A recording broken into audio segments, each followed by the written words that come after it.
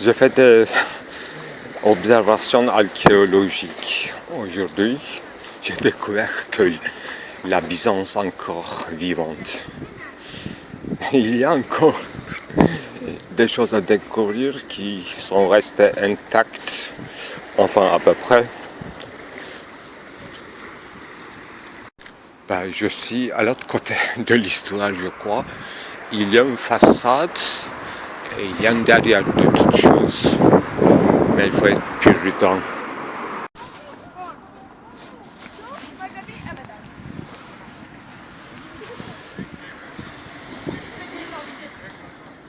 Je me demande si je suis dans la prison de Yedikoule,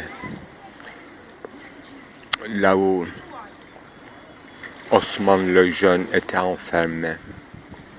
Je croyais que c'était plus tard, plus loin sur la côte, mais je crois que c'est bien ici. Ça peut être ici. Là. L'avantage de devenir cosmopolite, en fait, c'est que personne ne s'occupe de personne. Au départ, c'est bien, on est indifférent à autrui, mais il y a quand même prix de tout cela qu'on paye dans la circulation, dans l'usage commun des autoroutes surtout en fait. Dans les petits coins des rues sont encore très tranquilles en fait. J'ai découvert à cause de cette grande construction gigantesque, tous les chemins étaient changés, donc j'ai pris les petits chemins et j'ai découvert toute la Byzance à fond qui est bel et bien présent. Je crois qu'ils ont détruit quelques bidonvilles et donc côté caché de Byzance est réapparu. C'était déjà investi par la construction de petites maisons. Maintenant, j'ai vu que le mairie de Fatih a occupé une large place. Il a fait une sorte de son bidonville à elle. Donc, les restes archéologiques sont privatisés. C'est dans les jardins, dans les petits coins, à côté de balançoires.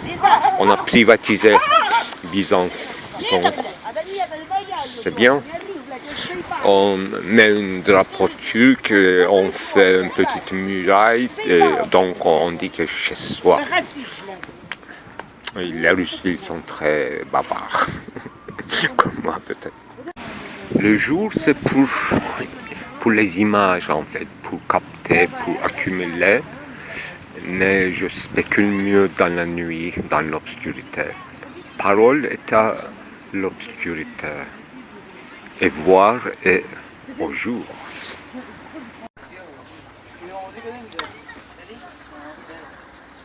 Je me demande ce qu'il faut pour faire un parloir. Donc, il ne faut presque rien, mais il y a beaucoup de choses qu'il ne faut pas. D'abord une certaine solitude, mais pas absolue, pas du tout, parce que l'un de mes premiers enregistrements, c'était délibérément dans un salon de bilardo en pleine foule. Mais ce qui est important, qu'il n'y a pas de paroles inutiles qui me dérangeraient l'esprit. Parce qu'il y avait beaucoup de bruit, mais je n'entendais pas le bruit. C'est comme le vent, l'ouragan, quelque chose comme ça. C'est à la limite supportable. Donc,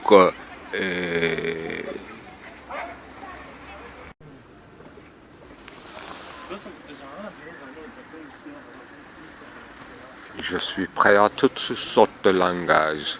Je suis un cosmopolite. J'essaie de déchiffrer même la langue des pierres, en fait, des vagues, des nuages. Je pensais tout à l'heure les nuages qui s'envoient des éclairs de ciel, en fait, comme on dit, thunderstorm. Et les nuages parlent. Vous avez entendu peut-être en fait dernier film, l'un des derniers, c'est Anamnesis numéro 4, et commençait par le mot déchiffrer, déchiffrer. Et c'était une sorte de dialogue kafkaesque à mon avis. En lisant le journal de Kafka, j'ai cette impression que Kafka parle d'autres choses absolument pas de ce qu'il dit. Et quand la phénoménologie minutieuse, le travail minutieux s'arrête, alors là commence une critique extérieure, exotérique. Là, bien sûr, le monde entier, la populace est exotérique, la politique est exotérique, et c'est ça, là commence bavardage. Non pas bavardage, non pas das Gerede, mais non pas flactus.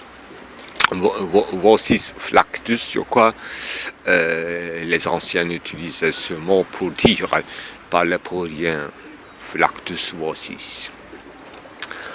Alors je suis prêt à parler pour rien, mais au moins qu'on remplisse la définition de la parole.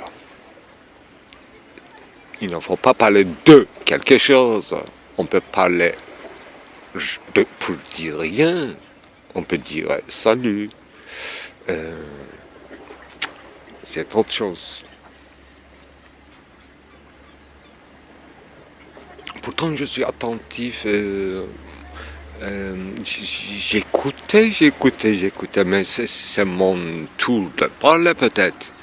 On m'a proposé, mais on n'a même pas proposé. Ils ont pensé de faire une interview avec moi et après coup, c'est-à-dire mes soliloques ont commencé, ils m'ont confessé qu'ils ont pensé. Alors, bon, je ne peux pas attendre, je ne suis pas quelqu'un... Bon, je peux répondre, je peux aller à leur rencontre, faire leur interview, mais c'est autre chose. Mais venu là, arrivé à ce point-là, et là, interview exotérique est devenu pour moi impossible ou de toute façon manière. Ce sera une manière autrement. Alors, je n'ai pas rejeté parce qu'il n'y a pas une proposition. Ils ont seulement communiqué une pensée, une idée, une petite idée de faire une interview. Non, ça ne marche pas les choses comme ça. Bon, ou bien ça marche exactement comme ça. Elle n'ose pas, elle ne vient pas, donc moi, je fais mon devoir. Mes phrases commencent parfois comme ça, n'est-ce pas? Je dois vous dire que toute ma théorie pratique du cinéma, c'était quoi? C'est une sorte de paraphrase de Cézanne. Je vous dois la vérité au cinéma et en cinéma. La vérité en cinéma et en tant que cinéma, la vérité en tant que cinéma, dans les limites possibles du cinéma, dans les limites élargies du concept de kinématographie, et la vérité au cinéma, c'est-à-dire tel qu'on peut communiquer si la vérité est quelque chose de l'ordre de communication dans le cinéma, au cinéma. Peut-être dans les salles de cinéma qui n'existent presque plus. Oui, il y avait une vérité des salles de cinéma, et ça existe encore, différentes sortes de vérités des salles de cinéma. C'est autre chose. Je ne parle pas de ça. C'est Murata Mungan qui parle peut-être des soldats qui allaient au cinéma. Bon, c'était pas le film qui était intéressant, mais la salle. C'est autre chose. Le lieu d'obscurité, oui, c'est toujours chose est important. Alors, je parle des méthodes parfois, méthodologie, etc. Recherche plutôt si c'est possible. Oui, je prends la phénoménologie comme une méthode toujours à développer. Non pas la phénoménologie en tant que telle, une idée de la phénoménologie. Si j'ai bien compris en fait, je suis fidèle à une certaine idée de la phénoménologie, non pas au corpus total de la phénoménologie. C'est un travail assidu et minutieux, j'accepte. Je ne suis pas l'un des exemples peut-être. Je suis autre chose, j'ai commencé à parler de l'ironie, des autres choses, j'y retourne pas pour l'instant. Je ne suis pas sérieux, je ris, je veux rire, je suis gai et tout. Ce que je comprends de la phénoménologie, en fait, est un peu attentif, montrer une attention à ce qui se passe, bien sûr. Et essayer de décrire tout en entrant dans le processus, non pas parler de divers processus comme je fais parfois, comme Aristote. Alors, 2 claques, ma tête s'arrête. Et le bruit, il n'y a même pas de bruit.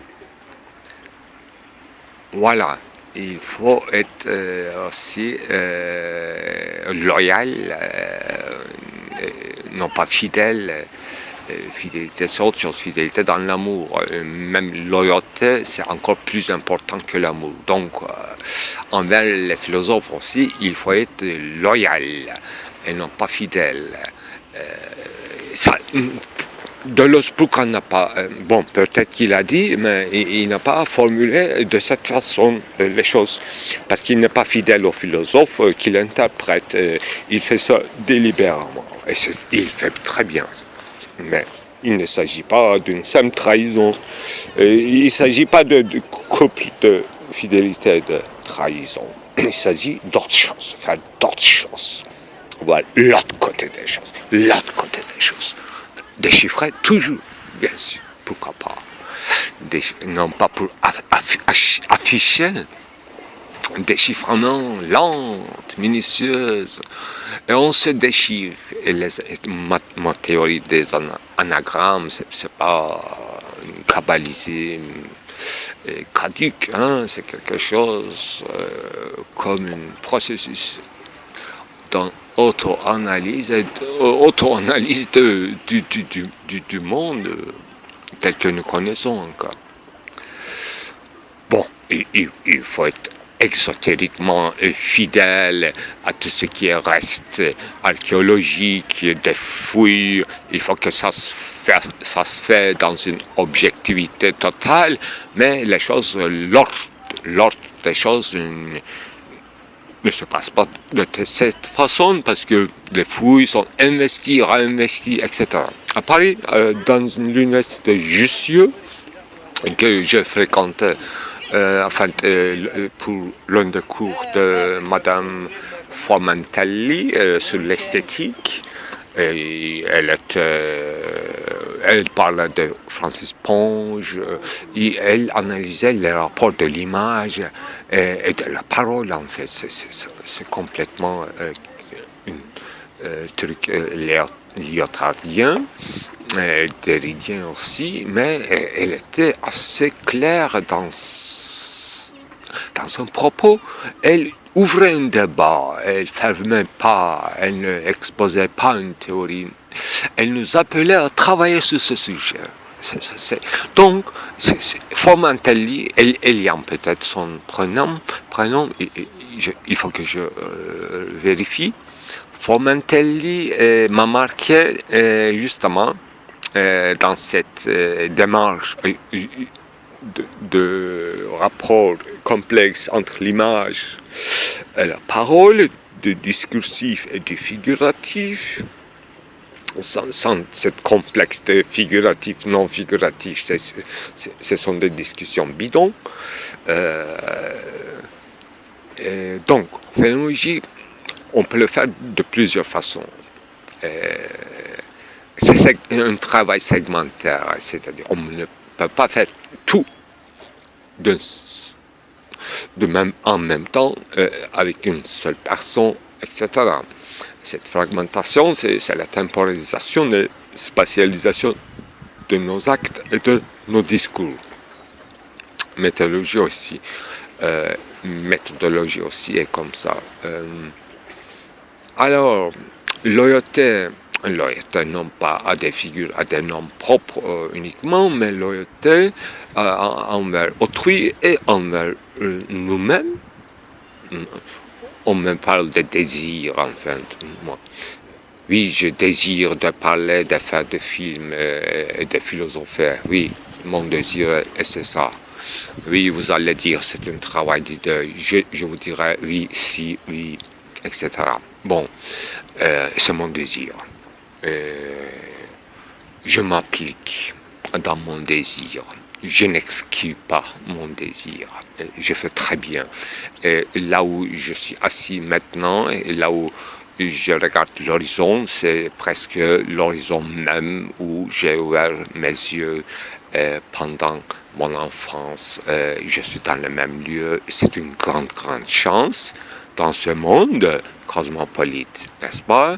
Voir toujours ces deux îles, l'un Sivriada, l'autre Yasada, si je traduis, île aiguë, l'autre juste à côté, île plat, justement les figures géométriques, mais l'île plat s'appelle aussi Hayırsızada, ça veut dire que l'île qui ne sert à rien, Hayırsız. Bon, et les autres îles plus connues et habitées, on ne les voit pas d'ici. On voit ici la mer large, à la largeur, je disais hier. On voyait à la largue, maintenant ils ont tellement rempli la mer qu'on voit la moitié de la largeur, large au large. Et oui, je suis aussi attaché à Piri Reis, Evliya Çelebi. Je ne suis pas un bon voyageur. Bon. Je suis phénoménologue de la maison à la maison, de chez soi, disons. Et je sais bouger, peut-être intelligemment, peut-être intentionnellement, les deux, la même chose. Oui, j'ai appelé tout à l'heure ce que j'ai fait comme soliloque. Enfin, dans la philosophie, le solipsisme est quelque chose à éviter, surtout dans la philosophie moderne, après Sartre, n'est-ce pas, et délibérément dans l'être et le néant, solipsisme je pense, et cogito, est critiqué et Hegel est choisi comme meilleur philosophe par Sartre, comme il rend compte de l'altérité, de la négativité, ce rapport difficile à autrui. Je respecte beaucoup de Sartre. Il était militant, il était aimé de toutes les, disons, gauches et des mouvements libérateur, mais sa philosophie, en fait, quand on lit bien, effectivement, sa théorie est une théorie sur la négativité d'autrui. Oui, Lévinas était un contre-courant de Sartre. En fait, Sartre était tellement imposant dans l'époque où il travaillait. Lévinas, non pas par concurrence, on ne peut pas expliquer une philosophie par la concurrence, ça serait vraiment bidon, mais par un certain état d'esprit, Lévinas a accepté l'autrui d'une manière très abrupte, même sans discussion, sans aucune argumentation. Oui, on acceptait Lévinas aussi, parce que autrui, c'est une condition ontologique. Hein. Lévinas n'aime pas ce mot ontologie, mais condition préalable, pré-réflexive. Oui, l'origine du langue, oui, je connais, j'accepte tout ça, mais le fait est là, et Sartre a raison que ce processus du rapport de multiplicité et cette négativité, discontinuité, cette quiproquo, ce tohu-bohu, ce méli-mélo, est très très dur et difficile. Et ce qu'on appelle, ce que moi j'appelle l'histoire, tout simplement. Temporalité, histoire, révélation. Donc, chaque fois on a besoin d'une autre philosophe pour compléter une théorie ou une certaine vision du monde, en fait. Théorie, oui, théorie seulement, voilà, pour moi c'est quand il s'agit de Talmudsein. Talmudsein, ça fait théorie. S'il n'y a pas de Talmudsein, c'est-à-dire s'il n'y a pas un étonnement hyperbolique envers les choses, moi je suis maintenant juste Gegenwart ou Gegenstand envers le mur de ce muraille. Je vais vous montrer tout de suite, j'arrête de parler, je suis dans une Talmudsein, dans cette couchée du soleil. Et je fais la fémologie comme ça. Hein. Vous n'êtes pas obligé de faire de la même façon, mais je vais vous montrer mon Gérard Granel en figure. J'arrête. En fait, dans notre théorie draconienne de cinéma, d'Isaac Vertov, qui n'a pas fait une théorie, mais Eisenstein a écrit au moins, et j'ai eu des séminaires de Üstün Baristas concernant Isaac Vertov et Eisenstein, donc deux Russes qui m'a marqué, n'est-ce pas, surtout dans ces époques-là. Et j'ai évolué quand même dans leur théorie, surtout technique de montage. En fait, tout à l'heure, j'ai dit que j'ai eu une expérience de Talmudsein, mais en parlant, n'oublions pas, mais en regardant aussi. Heureusement que je ne suis pas aveugle et je peux parler en même temps, n'est-ce pas? Les deux à la fois, c'est une chance. C'est pas évident, hein? Et je pourrais être aveugle et tout à fait un philosophe parlant ou écrivant, etc. J'ai une chance d'être à peu près bien constitué, n'est-ce pas? Bon, c'est une chance, hein, un don. Si j'étais grec de l'ancienne, n'est-ce pas, et après hier soir, je pourrais, n'est-ce pas, promettre aux dieux un bœuf, deux bœufs, sacrifices, etc. N'est-ce pas? Donc, les Grecs, leur sentiment marchait comme ça. Selon leurs mœurs, quand ils ont très ému, quand ils ont eu la donation, quand ils ont reçu enfin quelque chose. Et moi aussi, j'ai reçu quelque chose, j'ai reçu ma leçon, et je suis allé sagement à la maison. Mais je n'ai pas oublié de faire des dons à ma façon, selon ma religion. Ça, là, j'arrête là. Alors, tout à l'heure, j'ai eu une expérience de Talmudsein, disons, c'est-à-dire étonnement visuel et en parlant, je disais, je parlais de cette fixe de Formentelli, Elian peut-être, et Jean-François Lyotard aussi était de cette voie. Là, j'ai eu chance électronique de vous filmer immédiatement, sans développer, et avoir le résultat.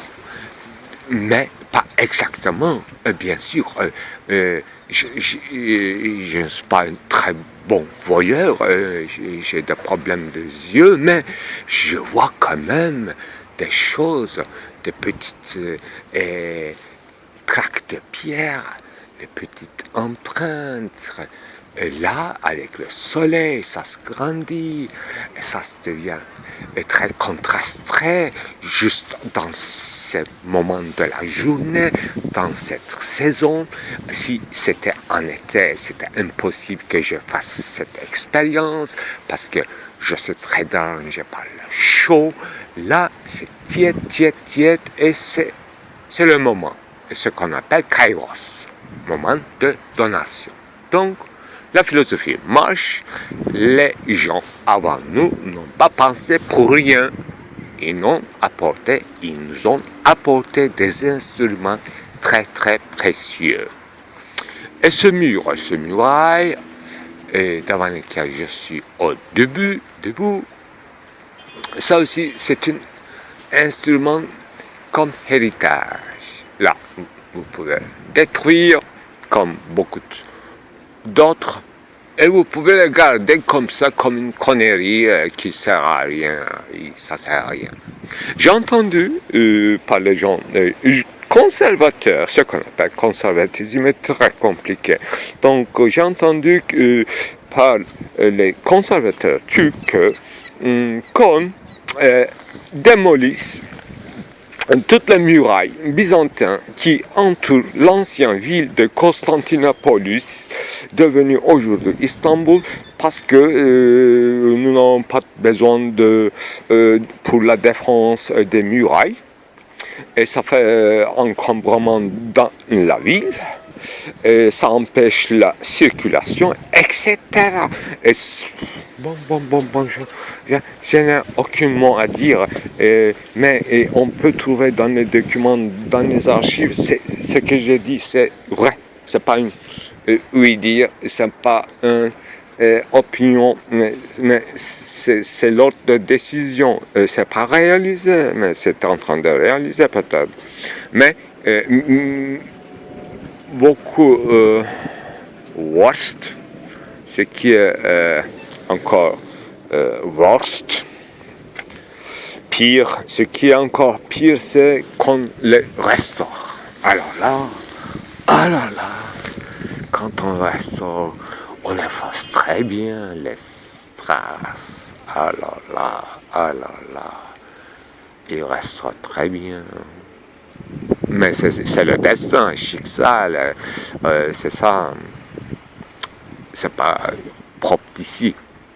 La conscience de conservation, pourquoi est quelque chose récent, comme l'invention de l'homme est récent, comme dit Michel Foucault.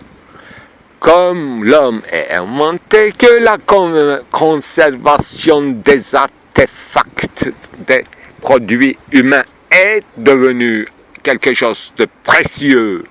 Quand Dieu, ou présupposition de Dieu, qui annihile, qui crée, est suspendu, que l'homme est inventé, comme a constaté Michel Foucault. L'invention de l'homme est une histoire récente, donc l'invention de traces humaines comme quelque chose, comme bien culturel est quelque chose de récent et fragile. Et ce n'était pas toujours ainsi, donc les restes sont réinvestis, non pas seulement démolis. La Byzance, en fait, construction de Sainte-Sophie, même toutes ces colonnades sont venues d'Éphèse, de temple d'Artémis, n'est-ce pas, un temple pagan fournit ce qu'il faut comme marbre. Je n'en vois que de marbre ici. On remplit la mer, on fait de grandes breakwaves, disons, d'Algacran, avec le marbre en bonne qualité. Hein. On ne vend pas. En Italie, je crois qu'il y a un grand marché de marbre. Ici, nous avons beaucoup de marbre, très bonne qualité, c'est presque poli, hein. Et donc on fait une décor à la côte, hein. Oui. c'est Byzance, l'esprit de Byzance. Et encore avant, en fait, c'est esprit de Mycène, esprit de royauté divine, le roi Dieu, richesse. Oui, c'est très attirant. Avoir une ville tout en marbre. On ne vit pas à Éphésos. On ne vit pas non plus tout à fait en Byzance, mais il y a des restes. Il y a une voie royale de Byzance sur laquelle l'ouest d'Istanbul s'installe. Dans ma jeunesse, c'était phénoménal quand même. Enfin, tous les jours, j'allais à mon école élémentaire à travers cette rue royale de Byzance. Alors là, les colonnes, c'est innommable d'une largeur et non pas de longueur, parce que c'était coupé quand même. On parle de masse immense. J'ai pas calculé, mais au moins 2 mètres et demi de diamètre, un colon coupé, dont longueur est également 2 mètres ou de 3 mètres, avec l'ornement d'œil, je me rappelle, mais même pas d'œil, mais ça a l'air d'une lame. Ça rappelle un peu l'œil égyptien dans les hiéroglyphes égyptiens, mais c'est devenu chrétien, cet œil, cette figure d'œil verticalisée est devenue l'âme qui tombe d'un œil. Il y en a plusieurs, il n'y a pas un seul. Et à la fois l'âme, à la fois les comment ça s'appelle, les artères, je dirais, d'un arbre, d'un corps de l'arbre, d'un tronc d'arbre. Voilà, tout en blanc, en marbre brillant, gardé derrière une certaine protection, mais ouverte au public. Donc c'est une voie de passage, c'est pas un endroit caché derrière quelque chose, mais une voie royale. Oui, urbanisme a gardé ça. Ils ont trouvé où? Ils ont trouvé quand? C'est important, parce que c'est Menderes, l'un de nos premiers élus démocratiques, n'est-ce pas, de Prime Minister, qui exécute avec la peine de mort en 1960, je crois. Et c'est lui, Menderes, qui avait donné l'ordre d'ouvrir une grande voie, un grand boulevard à l'intérieur de l'ancienne ville, de l'ancienne presqu'île, donc Byzantinium, et c'est devenu Vatan Caddesi, la voie royale de Byzance est devenue avec son nouveau nom, la voie de patrie, Vatan Caddesi. Et ça commence presque avec le Sainte-Sophie. On peut faire commencer avec Sainte-Sophie, Cembalitage, c'est-à-dire encore un obélisque énorme de Byzance, Cembalitage. C'est incroyable, il y a beaucoup de légendes sous le sous-sol de cet obélisque énorme, avec pierres taillées en rose de Byzance. Moi, quand on dit Byzance, je rappelle toujours la couleur rose, fanée, parce que je n'ai vu que ça. Il y a une sorte de pierre, apparemment à Istanbul, ou dans la proximité, dans une minière. Ces pierres, c'est de couleur vraiment rose, fanées.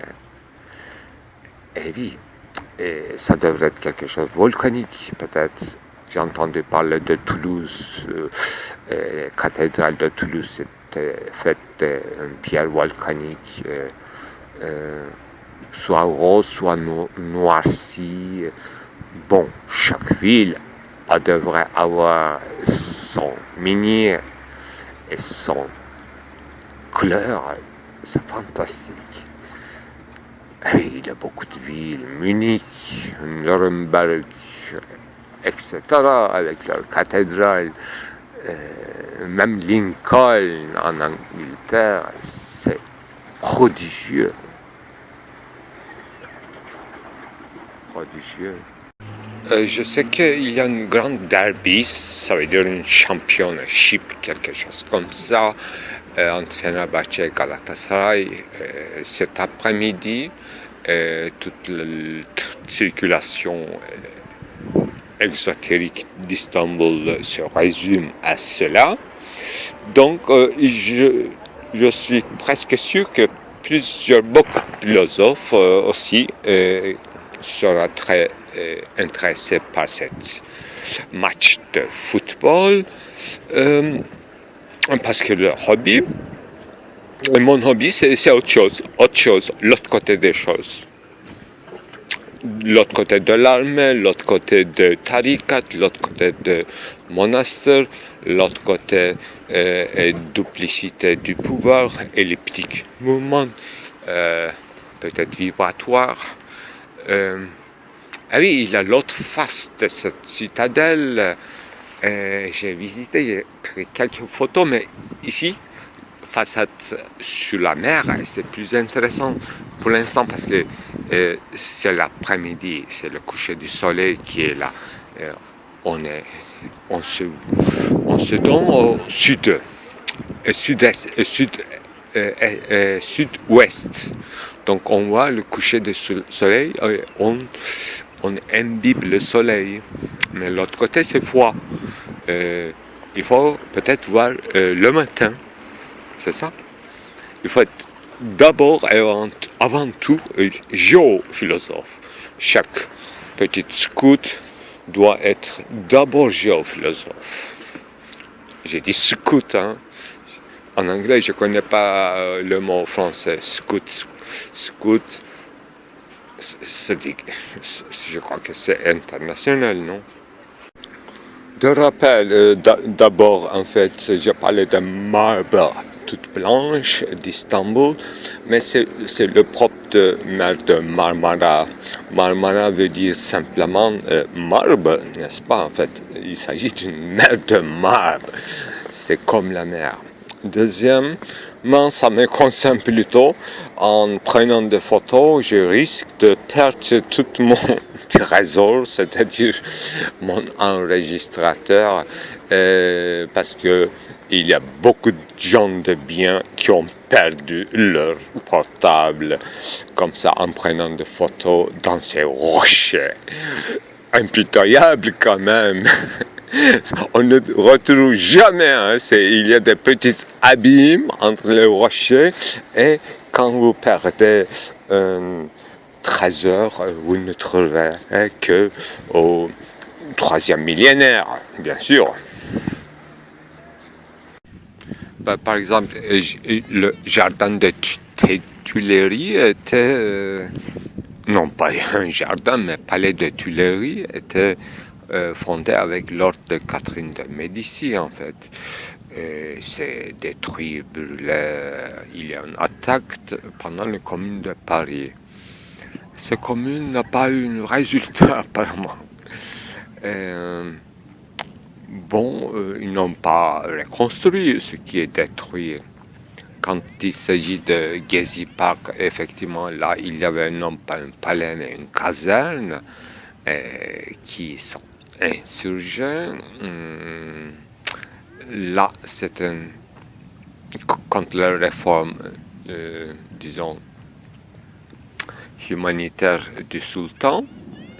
Imaginez une armée ottomane qui insurge contre le sultan. Donc, c'est détruit le caserne. Et notre président de la République, alors, depuis 2013, il veut reconstruire. au milieu, en plein, au milieu de la ville, en plein Taksim en fait. Bon, c'est l'un des prétextes des événements de Gezi, mais c'était plutôt un mouvement écologiste humanitaire, disons, comme il y avait multidirectionnalité. Alors, voilà, un tel rempli, une tâche gagnée, et la démographie changeait, mais le lieu, la direction est toujours même, en fait, direction géographique, je dirais, c'est pas tout, la géographie, il ne faut pas oublier non plus ça.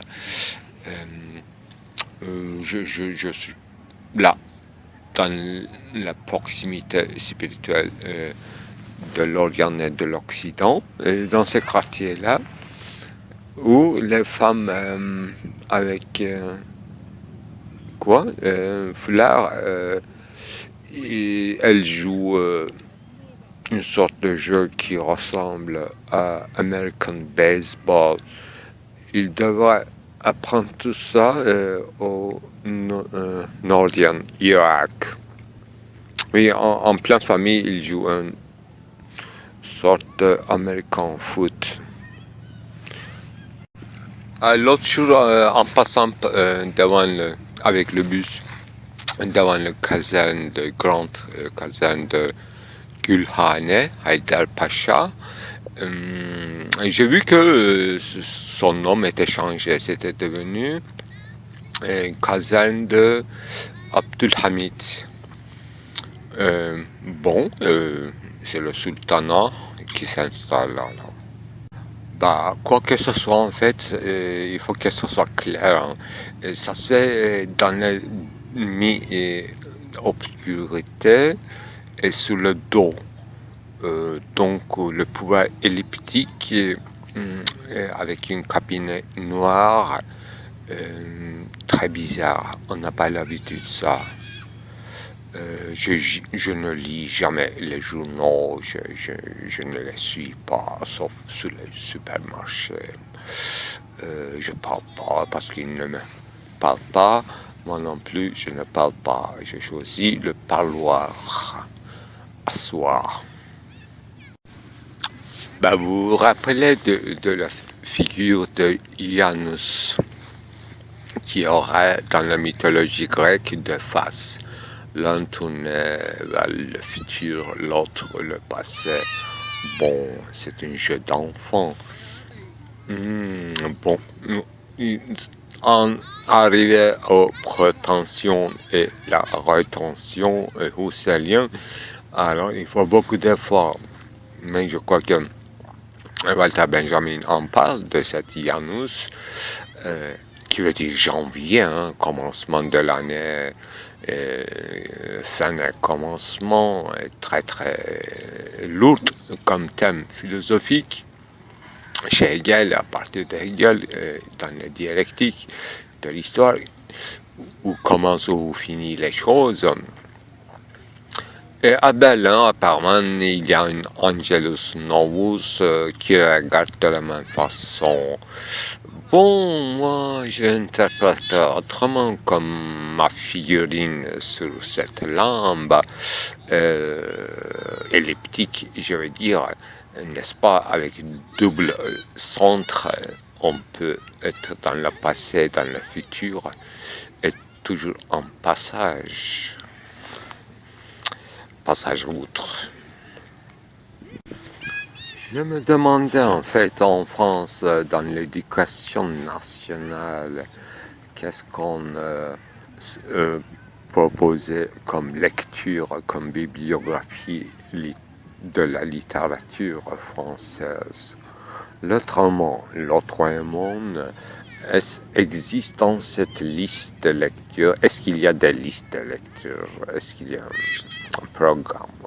J'en sais rien. Mais moi, personnellement, je conseille quand les gens ont 18 ans et s'ils aiment lire de la poésie et de la littérature en général, alors ils s'essayent dans le chant de Maldoror de Lautréamont. Ce sera mieux qu'un jeu de vidéo. Ce sera leur challenge à eux. Alors, je les appellerai comme les aisants de ivrognes. Aucune harmonie, mais une sorte de concurrence vide de voix diverses. Et en ce qui concerne diversité, oui, comme le marché, hein, il y en a de toutes sortes. Et Yahya Kemal, que certains fait des rapprochements avec moi,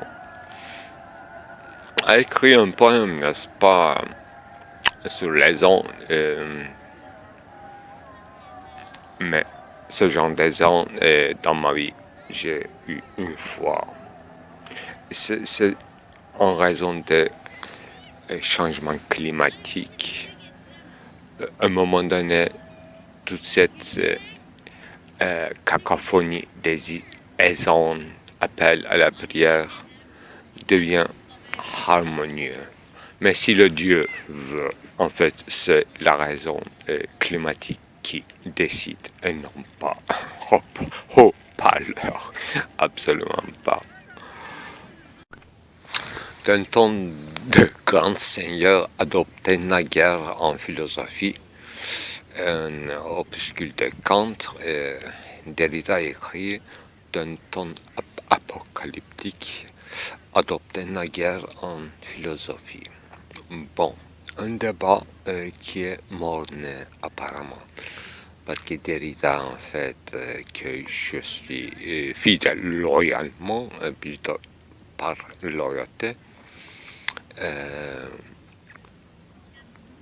il écrivait pendant ses premières œuvres d'un ton de grand seigneur, entre guillemets bien sûr, ça veut dire il avait tout compris l'histoire occidentale de la philosophie métaphysique occidentale, etc. Donc, chaque, entre guillemets, terroriste, écrivain, adora de faire des efforts comme ça, parce qu'il écrivait sa thèse en fragments. Donc, chaque étudiant doctorant écrit d'un ton de grand seigneur, hein, c'est le style même de l'académie. Et si vous n'êtes pas de grand ton, donc votre thèse risque d'être rejetée. Alors, toute cette histoire de logocentrisme, rejeté, ont eu de quoi, on ne sait pas, mais un certain agenda kabbaliste, anagrammatiste, etc., à déchiffrer toujours. Alors, ce grand seigneur jugeait l'Occident. On peut juger l'Occident à l'intérieur et à l'extérieur. Il s'est convenu à la fin qu'il faut juger de l'intérieur, bien évidemment. Entre-temps, en fait, les nomades sont partis. Je pensais que les nomades s'installent plus longuement que les citadins, les urbains, parce qu'ils ont fait beaucoup d'efforts pour s'installer en nomade, mais ils se sont déconstruits leurs œuvres dans 5 minutes et ils sont partis. Et je suis dans un silence total de parloir. Ah, c'est la grâce de Dieu. Pourvu qu'il y a des nomades, pourvu qu'il part partout, qu'il revient, qu'il part. Alors, nouvelle terre, terra novea, n'est-ce pas? C'est comme l'Argentine, comme la terre promise des Juifs, l'Argentine, terra novea, remplie, et avec la terre une mère. Voilà, une patrie gagnée, une patrie nomade, avec les tentes.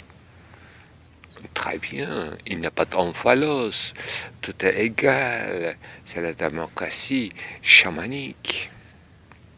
Mais quant à moi, dans ma jeunesse à moi, j'écrivais exactement comme disait Kant, d'un ton de apocalyptique, pardon, comme disait Jacques Derrida, d'un ton apocalyptique, la fin de temps, oui, j'utilise assez quand même souvent la fin de temps, la fin de temps, la fin de temps, la fin de temps, la fin de temps, la fin de temps, la fin de... Oui, ce serait le mot qui me manquait quand j'observais les pierres dans cette muraille. Fent. En turc, bien sûr, yarık. Kayaya yarık. İnsana uyku gerek. À peu près comme ça. Et les vers que j'ai traduits, à partir d'une lecture de Heidegger, Fent. Oui, Fent. À la fois une sorte de concept psychanalytique, clivage. Il faut du clivage dans la pierre même pour qu'il y ait une habitation, une abri. Voilà, le mot grandiose qui est étudié profondément par Heidegger dans son acheminement vers la parole, clivage, abri, et ça n'a rien à voir avec le ton apocalyptique, mais s'il n'y avait pas de danger fondamental apocalyptique, non pas seulement en ce qui concerne les fins de temps, mais tout drame apocalyptique, si tout singulier drame est apocalyptique, c'était la fin du temps, arrêt du temps, non pas arrêt sur l'image, mais arrêt du temps, donc fixation, obsession, etc. Donc clivage, abri, chacun de nous s'abrite dans cette drame qui est leur abri, n'est-ce pas, dans ce clivage ontologique ou archéologique, est disparu, mais en trace, laissé comme trace, empreinte. Voilà, j'ai photographié encore de nouveau aujourd'hui mon ange. Je ne l'appelle pas comme Eros, non. Je ne l'appellerai pas. Je donnerai des analogones elliptiques, transversales, etc. Oui, elliptique, ça consiste en oblique, obliqua, discours oblique, oratio obliqua. On a appris tout ça à partir de Derrida, dans la Passion, hein, j'ai traduit moi-même, oratio.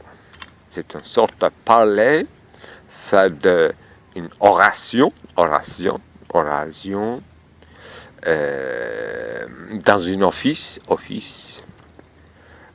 ça devrait être elliptique, donc ovale, non pas en ronde, ça tourne pas en ronde, mais ça bouge, une vraie kinésis. C'est ça, j'ai défendu ma thèse ainsi. Deux choses à remarquer. L'un, ce qu'on appelle les sans-abri, ils sont vraiment des sans-abri. Est-ce qu'ils ont choisi de vivre seuls ou ils sont chassés par quelques faits divers de leur maison? Voilà, La famille est très fondamentale dans le pays islam, mais ils ont choisi. Donc, ils sont libres après. Deuxième remarque concerne ceci que mon ton apocalyptique adopté naguère, c'est-à-dire dans ma jeunesse, en philosophie, c'est-à-dire dans ma poésie pauvre, sera-t-il jugé, sera-t-il pris en compte dans mon corpus philosophique? Et de quelle manière? C'est ça, parce que ces écrits existent et je les sauvais des eaux, des feux, d'incendies fondamentaux. Et je les ai sauvés, je les ai gardés, je n'ai pas brûlé. Je n'ai pas fait une littérature pour brûler. Depuis le début jusqu'à la fin, j'ai fait pour que ça reste comme omphalos. Bon, c'est exagéré, mais je ne... Cette fragilisation de la situation d'écrivain, oui, je comprends très bien. Derrida disait exactement, nerveusement, dans l'autre capte, que toute la littérature, presque toute la littérature française, qui se résume en 4 ou 5 personnes, 6 au moins 7, bon, si, avec Kafka, etc., en fait, il faut parler de littérature mondiale, sinon pas des amis, c'est-à-dire des fidèles, je ne ferai pas de littérature de cette foi jurée, sans cette jurée. Il n'y aura pas de littérature, tout serait brûlé depuis longtemps, y compris Torah, y compris les évangiles, y compris Apocalypse, y compris le Coran, y compris les versions, y compris les gens. Il faut une fidélité, une curiosité quand même. Il ne faut pas exagérer. Hein. Nouveau terrain. Si c'est pas audible, je peux écrire. Je peux vous montrer toute cartographie du monde. Nouvelle terre.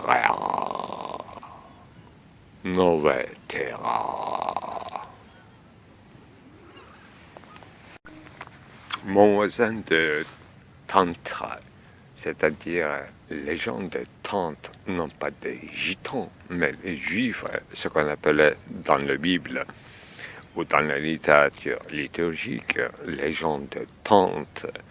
Quand il disait les gens de Tante, il parlait d'une certaine tente où on conserve les lois, les tables de loi. Les gens de Tante, les gitans, finalement, étaient des juifs au sens lexique.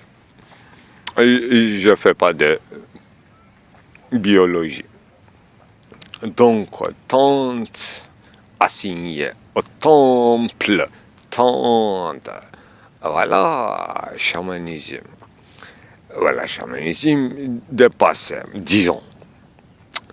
Alors, il conserve ces juifs, selon quelques paragraphes de 1000 plateaux, non pas 1000 nuits, mais 1000 plateaux de Deleuze et Guattari, une interprétation des lois mosaïques remarquable.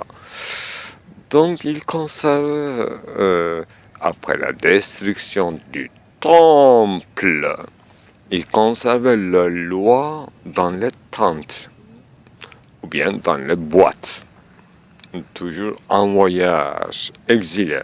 dehors. Go out.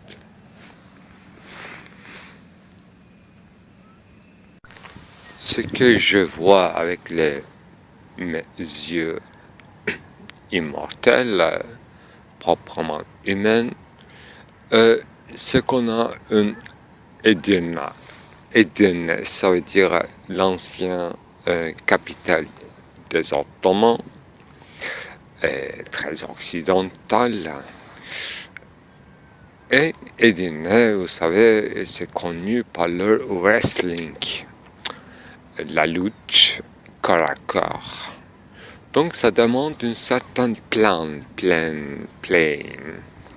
Donc ici, on a construit une certaine plaine d'Asie centrale pour wrestling, lutte.